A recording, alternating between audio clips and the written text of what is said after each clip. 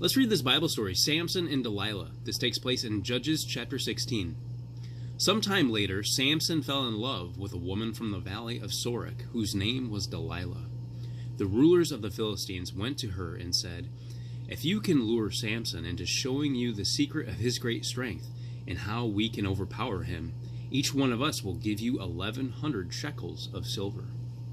So Delilah said to Samson, "Tell me the secret of your great strength and how you can be tied up and subdued."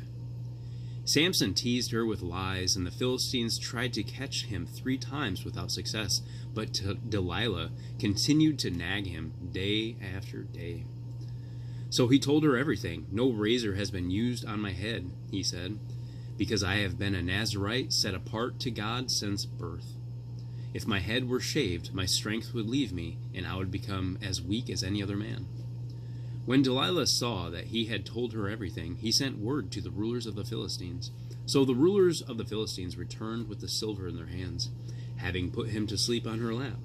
She called a man to shave off the 7 braids of his hair, and so began to subdue him, and his strength left him. When she called, "Samson, the Philistines are upon you," he awoke from his sleep and thought, "I'll go out as before and shake myself free." But he did not know that the Lord had left him. Then the Philistines seized him, gouged out his eyes, and took him down to Gaza, binding him with bronze shackles. They set him to grinding in the prison. But the hair on his head began to grow again, and after it had been shaved. Now the rulers of the Philistines assembled an offer of great sacrifice to Dagon their god to celebrate, saying, "Our God has delivered Samson, our enemy, into our hands."